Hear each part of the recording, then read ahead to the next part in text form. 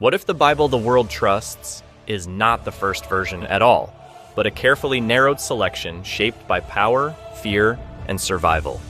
The question did not come from a theologian or a priest. It came from a man known for rockets, code, and defying consensus.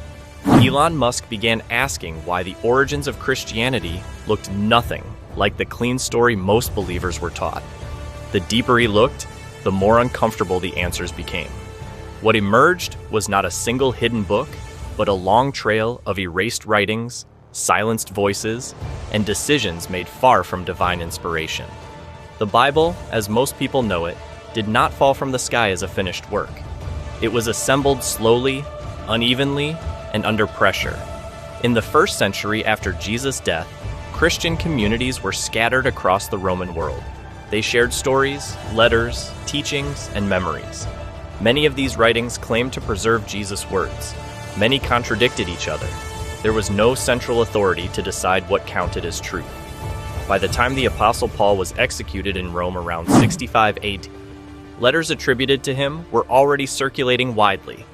Some quoted sayings of Jesus that do not appear in the Gospels we know today.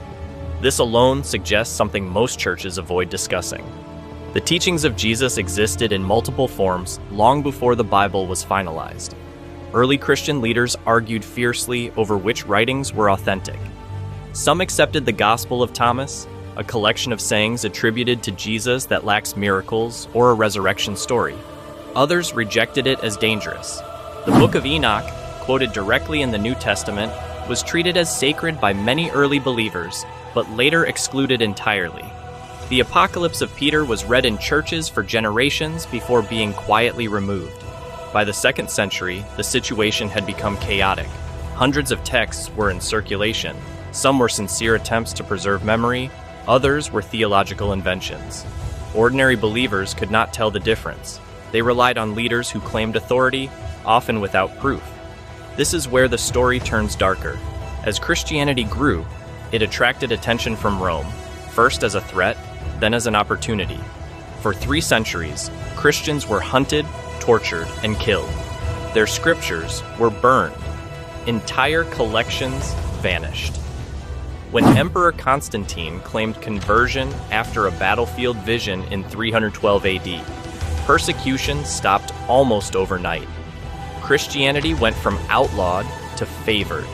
But Constantine's interest was not spiritual purity, it was unity. The empire was fractured. Competing Christian beliefs threatened stability. Constantine needed one version of Christianity, not dozens. In 325 AD, he convened the Council of Nicaea. Bishops were summoned under imperial authority. The goal was simple: decide what Christians must believe and silence the rest. From that moment, theology became political. Texts that supported obedience, hierarchy, and imperial order survived. Texts that emphasized personal revelation or questioned authority faded away. Some were declared heretical, others were ordered destroyed. The winners were copied. The losers were erased. Even then, there was no complete Bible. The final list of the 27 New Testament books did not appear until decades later. By that time, the damage was already done. Countless writings were gone forever. For centuries afterward, monks became the guardians of Scripture.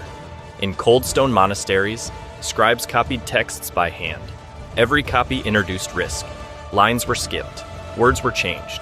Sometimes edits were intentional. A passage that conflicted with accepted doctrine could be softened.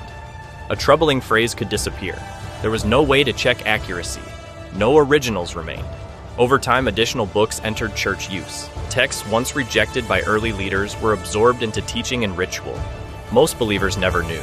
They could not read Latin. They never saw a Bible. Faith was filtered through sermons, not sources. This system held until a German monk began asking forbidden questions. Martin Luther did not set out to destroy the church. He wanted answers. When he gained access to older Greek manuscripts, he noticed something alarming. Key passages used to support church power were missing or altered. Entire books treated as scripture had no early support at all. Luther concluded that the church had expanded the Bible beyond its original core.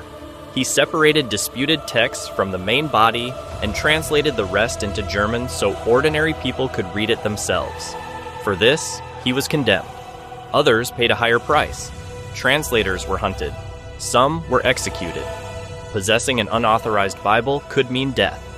The battle was not only about belief, it was about control. Then, in 1947, a discovery in the Judean desert shattered every assumption.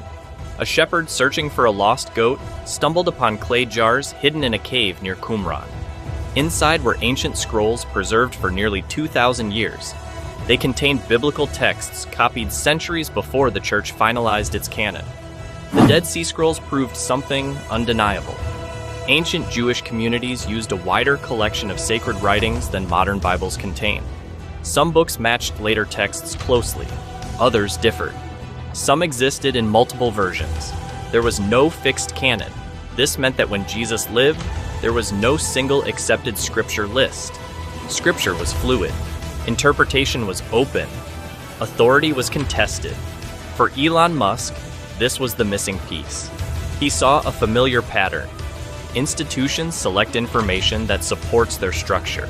Everything else is labeled dangerous. In technology, data control shapes reality. In history, text control shapes belief. The Dead Sea Scrolls showed that religious authorities had always known the canon was incomplete. Yet they taught certainty. They taught finality.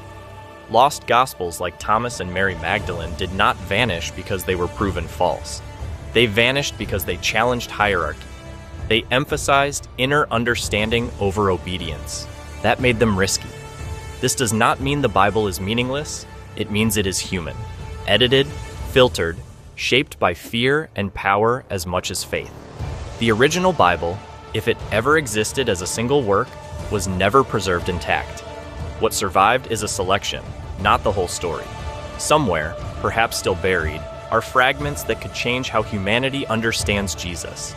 Not as an institution's foundation, but as a voice surrounded by debate, doubt, and diversity. The unsettling truth is not that the Bible was forged, it is that it was chosen. And once something is chosen, something else must be left behind.